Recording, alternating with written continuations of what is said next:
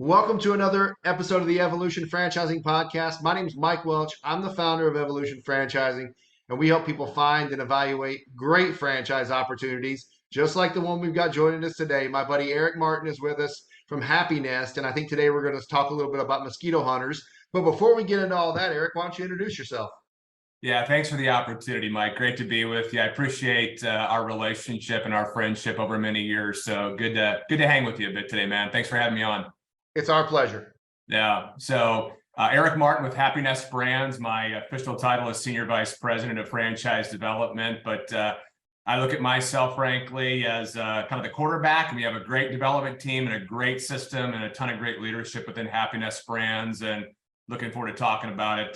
Been in franchising myself now for going on about 14 years, give or take. And I always say we don't find franchising finds us. And I kind of fell into it, a background in sales and business development, and got a break. Broke into franchising, and my mentor gave me a shot to get in and taught me the ropes. And my career has kind of moved on from there, and I've stuck with it, and I love what I do. And like you, I love helping people explore opportunities, figure out next steps in life, and that's what gets us up every single day, right? Yeah, that's really the meat and potatoes of it. I love helping people, what I affectionately refer to as fire corporate America, and whether that's today or whether that's tomorrow, right? If they want to leave today and go start a business that they run, or if they want to invest in businesses that are more manager run that they can ultimately end up, leaving on their own terms once the business is mature. There's just something about it. I feel like every time we do that well, Eric, in our industry, we're creating legacy for people. So yeah, I really get a kick out of it. Spot on. So, tell us a little bit about Happinest. Yeah, so I was brought on board to Happinest about 6 years ago now. It's gone by really quickly. It's hard to talk about Happinest when you don't talk about Lawn Doctor. Lawn Doctor was kind of the original Happinest brand. We're celebrating 55 years of excellence, and our owners conference is coming up next week. It's And got to be a big conference. That's a juggernaut brand. I mean, how many franchisees do they have, Eric? Oh, well, units around the country right now, about 640 locations across the Yeah. U.S., the largest lawn landscape business in the country by far, and just a ton of great results. But that's where it really got started and kind of the evolution. Happiness was formed officially in 2018.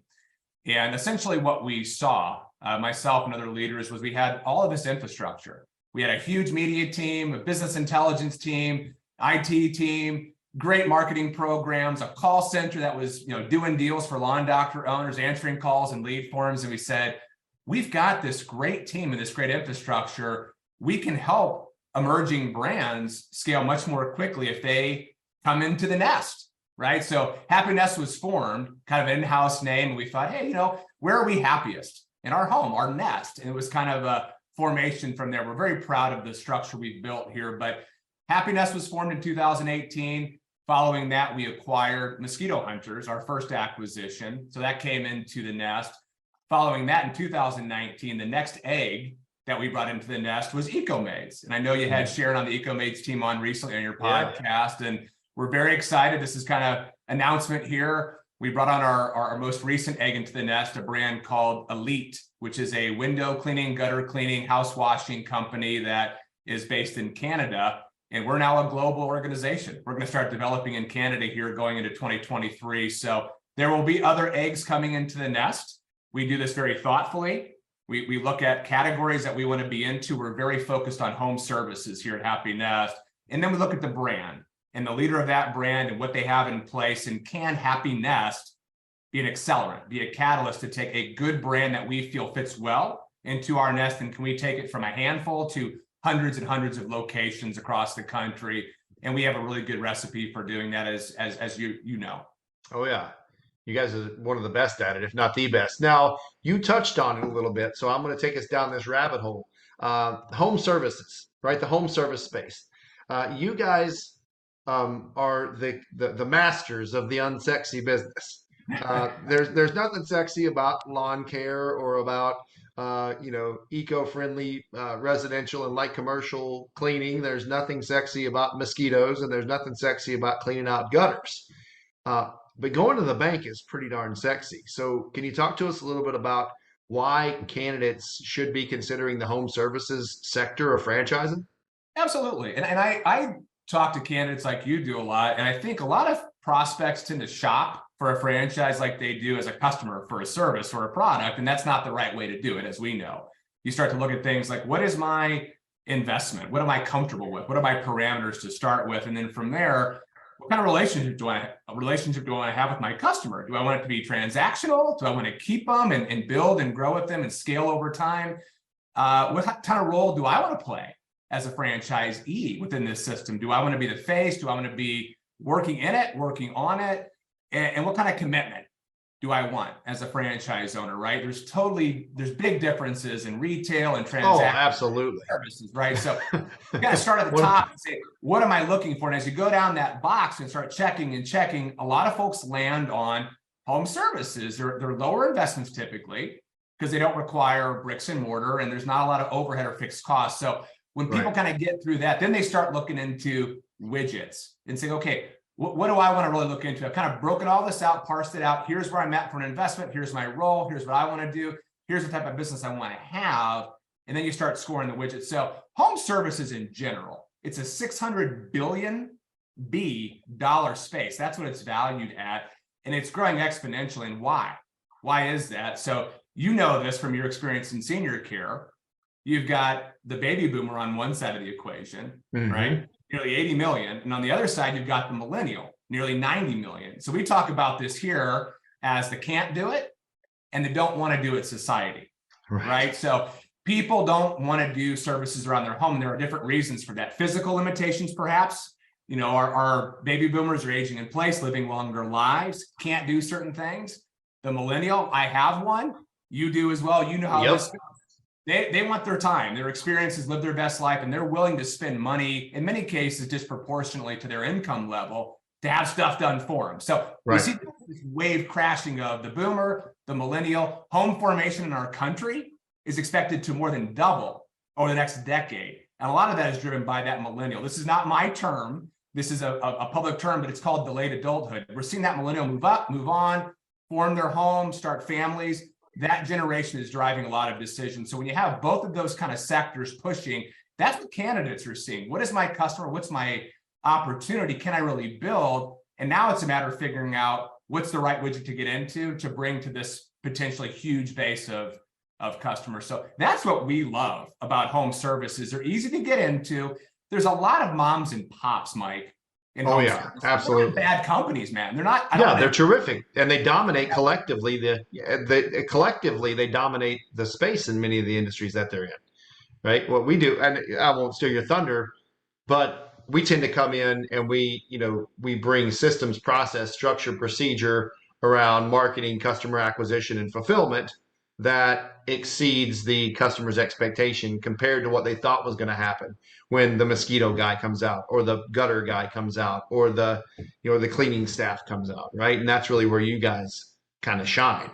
Exactly. And they're good businesses. And when you have so much fragmentation, that's your opportunity. There's a demand, there is a need. We just talked about that, and that's not going to stop.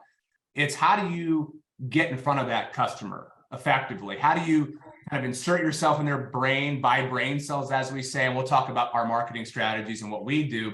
And then from there, it's a speed to lead world, man. It's an Amazon world. It's an Uber Eats world. We ain't going back. So the consumer preference has changed. It's I saw this, I clicked or I called. If you're not answering that quickly on their terms, you're gone.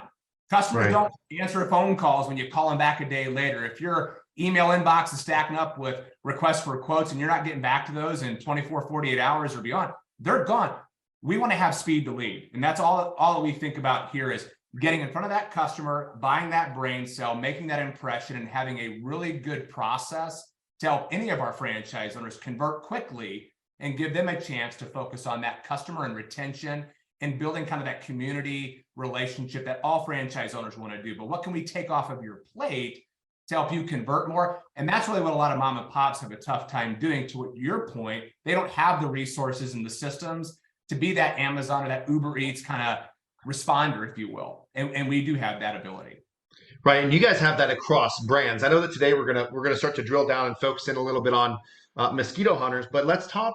Maybe let's start to dive into the mosquito business and talk about how some of these resources and support mechanisms that you guys have for franchisees manifest themselves inside of that particular business, knowing that I don't want to assume, but my guess is that if you guys have a call center for lawn doctor, you've got a call center for mosquito hunters as well, right?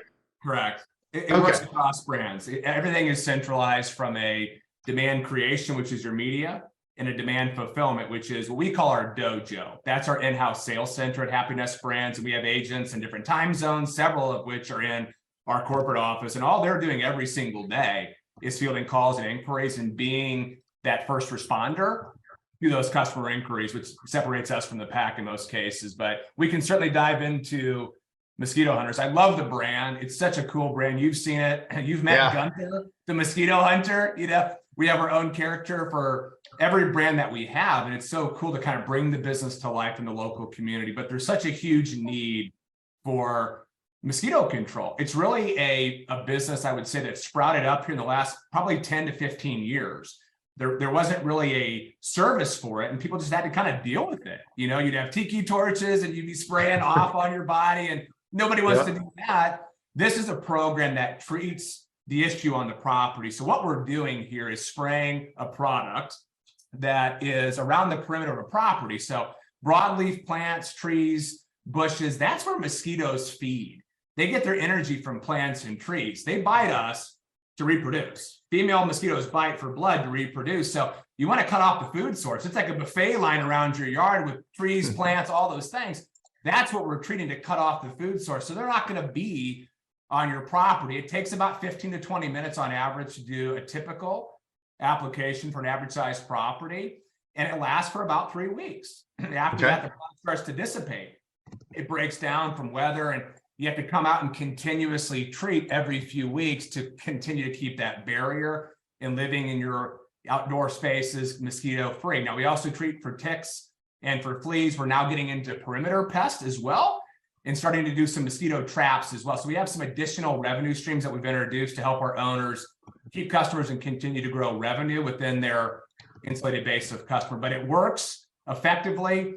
That's the bottom line, is people want to enjoy their property. Businesses want to have outdoor spaces where, you know, customers aren't doing this around eating or whatever they're doing. So it's a huge need, and we want to be the company that provides that for that customer.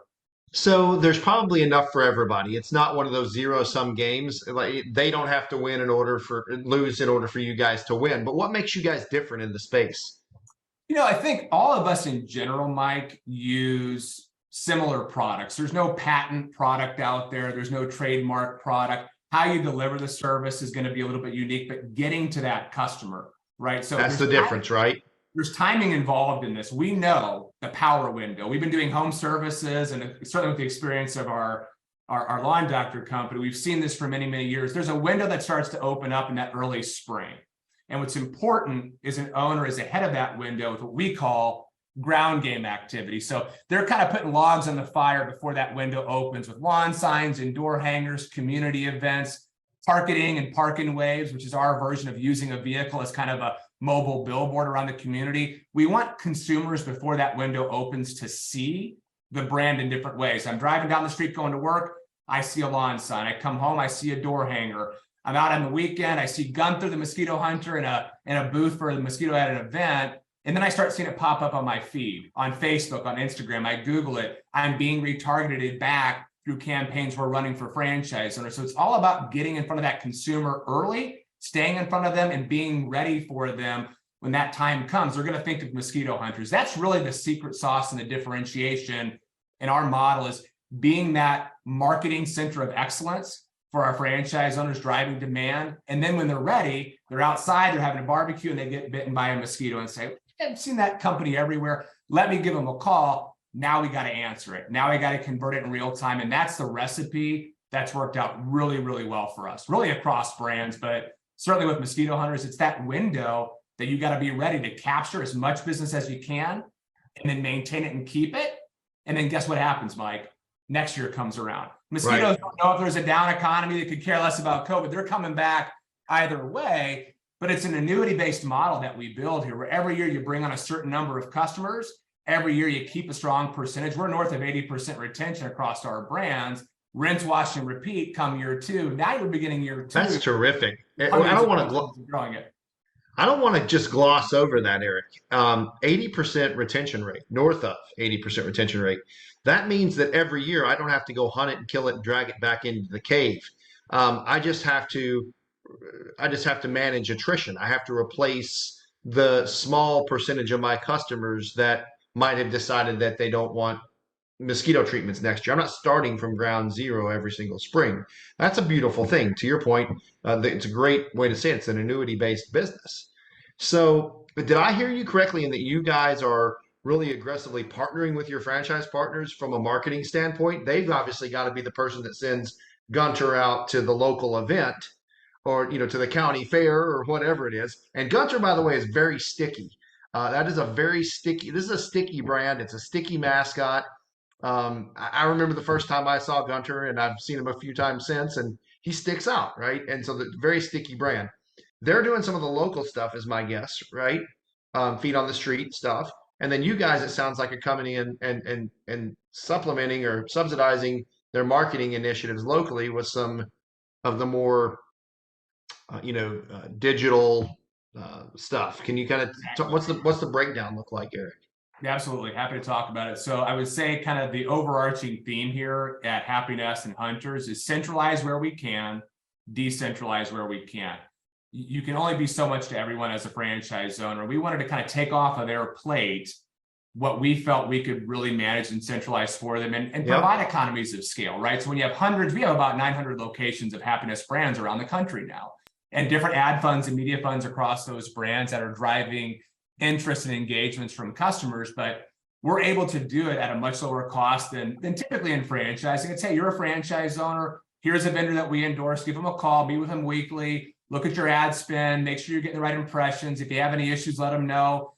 That's not what a franchise owner really should be doing, in our opinion. We have the resources, the intelligence, the knowledge, the media team, the right vendors that we know perform well. We're going to centrally manage that for you and drive, whether it's Facebook or Instagram or paid search or direct mail or programmatic display, all of those tactics that we know work really, really well in our space for you to free you up to where we can't centralize. Mike, if you're my franchise owner, I want you out, meeting with customers. I want you doing a networking event, a home and garden show, sponsoring your kids' ball team and saying, hey, kids, Mosquito Hunters is doing a special right now. Hand out these gift cards to all your friends and family. We're doing a 25% discount, and we're going to donate back to your school organization. Those are things that owners can do and only owners can do. Yeah. With on the ground. But asking them to do that and manage technicians and employees and build inroads and handle customer calls and do all the media and initial calls and sales, it's impossible. We've seen this, and something's got to give. And what gives typically is you start losing track of the top of your funnel because you're so focused, as you should be, on people that paid you yesterday. We can focus on people looking to maybe pay you tomorrow and next week. So to answer your question, yes, we centralize media. We run all their campaigns into their zip codes. This is not a national ad fund where it's like, hey, you're paying in this much money and you're going to get some activity and awareness out of this. No, this is going directly into your territory. This is your ad spend, and you're going to focus on your ground game to make that media work even harder for you. That's important. That is important. What Eric just said is important because, I've been a franchisee myself, and paying it into a national ad fund where I know that the bulk of my dollars are not coming back into my zip code. It just was what it was. But what I'm hearing you say is that the ad fund that I'm participating into is being spent directly into my zip codes, right? The franchisees. That's beautiful. So I am the evangelist. If I'm a Mosquito Hunters franchise owner, I'm the evangelist. I'm the feet on the street. I'm out singing the song, telling the story, creating local awareness, sponsoring events, doing the Little League team, standing up at the Chamber of Commerce event and saying, hi, my name's Mike. I own Mosquito Hunters. I'm rocking the polo with the logo on it. You guys are executing on programmatic, digital, direct mail, anything that is designed to make the phone ring, and in a kind of a not face to face, belly to belly kind of a fashion. And then you're answering the phones for me, and you're booking these appointments based off of my technicians' availabilities or my availability or whatever the case may be. We're not going to do that. We don't. Okay. Where we stop is the scheduling, and I'm going to clarify why. Everything you said up to that point was completely 110% accurate. Okay. Marketing is not a linear process. We know that, you know that. You have to have different hooks in the water to buy brain cells. And we've learned the recipe. It's a good blend of ground game, which is on the boots on the ground side, and in the media, which we centralize. When those two things kind of come together, you get maximum lift and create what we call the wall of sound in a territory. So once we have that established, great. Now leads start coming in pretty furiously.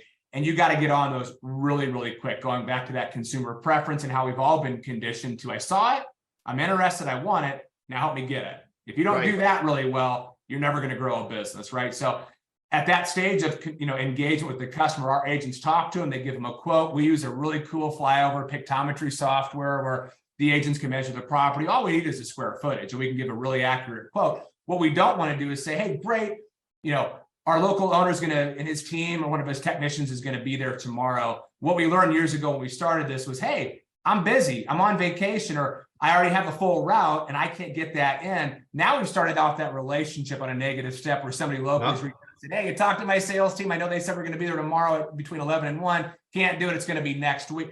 We don't want to get into that. So we want to get the deal all the way done. Credit card on file. Everything we do is draft today, Mike. We don't want to get into the cash game or the check game. And there really isn't a long AR in what we do in any of our brands. It's a draft business. It's a membership model. Once you're in, you're in. And if you want to cancel the service at some point, we're not going to stop you from doing that. But what we've learned using this kind of Netflix model is let's keep coming until you say stop, and not reaching out every single time and saying, can we keep coming to your property and doing what we do? Let's just set it and forget it. So you guys closed the deal on the call? It's 10 times better than an appointment. I thought you were saying that there's, we don't quite provide that level of service. You provide the next level of service, which is we close the deal on the phone for you as a franchise owner. Correct. And you're absolutely right. I think about the people that come and spray my house. They don't ask. They come and spray and send me and they don't send me a bill. They ping my credit card. Yep. Because that was our arrangement. And I would have to proactively call them to ask them to stop, which I would never do because my wife would kill me. Right. You're not going to do that. It doesn't give you a reason to. And I think so many businesses today, and we don't even use contracts anymore. They're pointless in services, right? So you get the credit card on file, and we look at a customer, not like a single customer, depending on the business model, whether it's a lawn doctor, an eco-major, or a mosquito hunters, we look at it as 8, 10, 12, 14 or more, depending on the agronomy and the area that we're in. It's a long year, and we're coming every few weeks in most cases to do an application. So again, you're kind of creating this engine and you're adding customers all the time because we're doing that for you.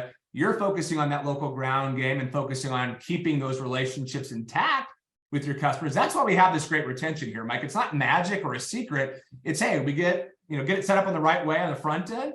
We have you at the local level as an owner really loving those customers and keeping them, and we keep that funnel full and keep those conversions coming in for you so you never run out of gas. We don't want to see that happen. We want to continue seeing that growth happening for a franchise owner, but give an owner a chance to have a life too. There's so many things going on in a business. Something's got to give. So we felt we can do this really well. You can do that really well. And the models just work extremely well. And like you said, it's set it and forget it. I call it the Netflix model. Once you're set up, you have no reason to change or cancel the service if you like what you're getting. But let's not give any customer an excuse or a reason to, when you call and say, hey, it was great to service you this year.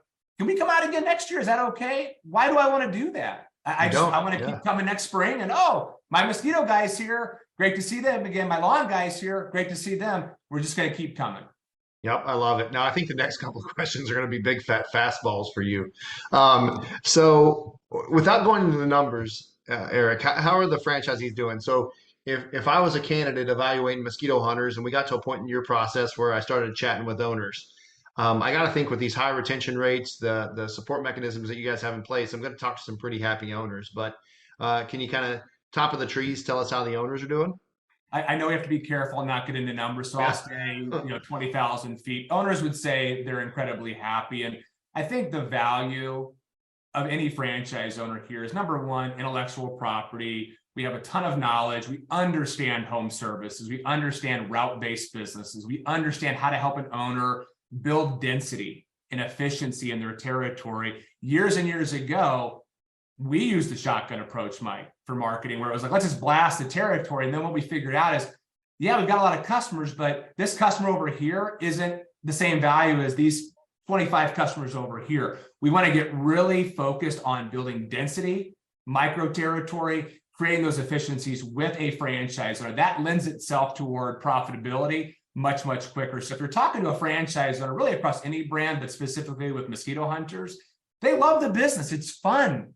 It gives us an opportunity with our marketing and Gunther to market differently, a license to kind of market in a Disney-like way, which is incredible. And then you start seeing owners building this annuity. Every year they're adding, I don't want to get into numbers, but a certain subset of customers. And we talked about retention. And then it's like, okay, let's look at year 2. Yeah, we're going to reinvest some money into marketing and kind of ramp up in that second year. When you start seeing 3, 5, 7-year increments in a business like this, every single year owners are doing this. And you know as well as I do, you look at a lot of retail businesses or storefront. I love them. There's a need for them, but it might start off out of the gate with that grand opening. It's like, well, we're taking off in year 2.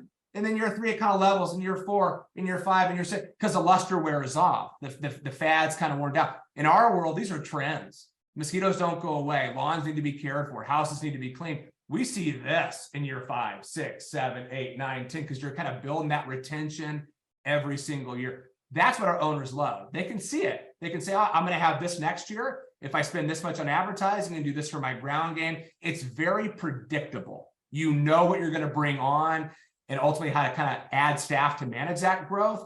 And that's what owners do. Owners don't want unpredictability. They don't want unknowns. They want to know, if I do this and this and this, I'm going to see this result. And that's what owners would say. I love high retention layering businesses.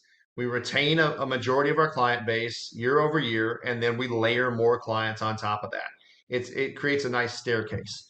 I think this one's a big fat fastball for you too, Eric. How does the business weather recession? Because I don't think mosquitoes care about bull markets or bear markets, and I don't think the missus does either if she's out there and the kids are getting bit up at a birthday party. Yeah, and you teed it up right there, certainly. I look back specifically at COVID, a really challenging time for a lot of businesses. We grew double digits, 16% across brands, Happinest during the pandemic. What's really nice about our models is they're essential services, Mike. These are services that people need to have. They're not luxury items. I remember as a kid growing up, and you might have felt the same way. If my parents said, hey, we're getting a house cleaner or a pest guy or a lawn guy, oh, we've moved up here, right, in society. Not anymore. People need these services. They don't want to do them. They can't do them like we talked about at the onset of this conversation. We continue to see growth. And as you said, pests don't care if there's a down economy. And really, truly, people, homeowners in particular, you change your spending habits a little bit. In a down economy, you might not go out for the fancy dinner or go on maybe the big vacation in that given year, but you're still going to use your property, probably more so. You're going to go out and play with the kids or barbecue. And it's like, hey, if you're going to do that, you want to make sure that you're able to do that in a safe, healthy way. And I'd be remiss if I didn't mention, Mike, it's not just mosquitoes. Ticks and fleas are a big part of what we treat as well. And homeowners that have pets, I have a dog. I know you have a lot of pets. We want to take care of those furry friends as well. And that is something that we treat for to give peace of mind to homeowners when their pets are outside. We don't want to have them have to deal with that either. So I see this as a business that's extremely resilient during a down economy because people still are at their home. They want to take care of that property and be able to enjoy it like they did when the getting was good. Yeah, I love it. So what's your dream candidate look like, Eric? Dream candidate, boy, that's a great question because I think about this a lot. We don't want to get too specific because no one comes to us and says, hey, I should say very rarely, I'm in this industry and I want to look at doing it with a franchise. It's typically a corporate refugee or somebody who just wants a reasonable investment, something scalable, something they can enjoy, maybe get their family involved in a little bit, have some fun with and build something meaningful, create an asset for their family. But when I think about Happinest, I think about hunters, who we're going after. I talk a lot about the 4 Ps when I speak to candidates. Number 1 P is positivity. I want positive franchise owners, glasses half full type of individuals. If you don't have a positive mindset, it's going to be tough to make it really in any franchise that you get into. That's any business, by the way, people. That's table stakes. Absolutely. The second P is patience. It takes time to build a real business, to scale a business. We walk through our model, what it looks like every single season, every year. You got to kind of build that runway and build that engine. It doesn't happen overnight. You're not going to make a ton of money in your first 6 months of business. You got to have some level of patience. So that's my second P. The third one is being proactive. There's an element of ground game like we've talked about. You can't just fully rely on a corporate team or a media team or any tactic to build your dream business. You got to go out and hustle. You got to be proactive, make that needle move, and do those things locally that we're asking a good franchise owner to do. And the fourth P is someone who has some perseverance, right? Yes. We all know as a franchise owner, there's going to be a speed bump. There's going to be a wall. Guess what? We can drive over it. We can plow through it. We can find a way to work around it. But you got to bring that element to the party here as a franchise owner. We love resiliency. That's the type of franchise owner that you want to bring in. It's never perfect. Nothing is in this life, but there's always ways to work through challenges. So when I think about our ideal owner, they encompass those 4 Ps. They have grit. They want to get out and hustle, but we're not doing hard sales. This is not a business where you go out and knock on 50 or 100 doors every day and say, well, I'm going to get this many to answer and this many to talk to me and this many to convert. We're driving demand. We're asking owners to build that brand and that image locally, and the leads start to flow in. And that's really kind of the model here. People don't want to get into hard sales or cold calling. That's not really what we're after. We don't like it. I'm not saying it's wrong, but it's not really our mentality or our model here. Yeah, listen, I espouse a very similar philosophy, and I think you saved the best P for last, the perseverance piece. And you and I have a very similar philosophy around that, Eric. I always tell folks, there is no if, there's only how. We either go over it, around it, and sometimes we go through it, but we're getting to the other side. And that perseverance piece is mission critical. I mean that you know you might not have all 3 of the other ones all the time, but you better wake up in the morning if you're going to be a business owner, and you better put your perseverance pants on, right?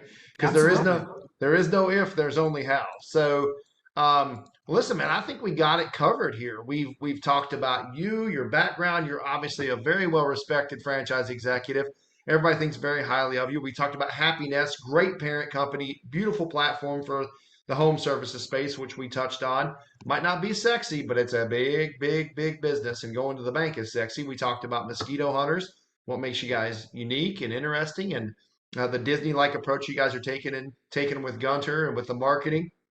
I mean, I think we kind of got there. So any final thoughts that you want to sing us out with anything about Mosquito Hunters or franchising, or any parting thoughts from Eric Martin?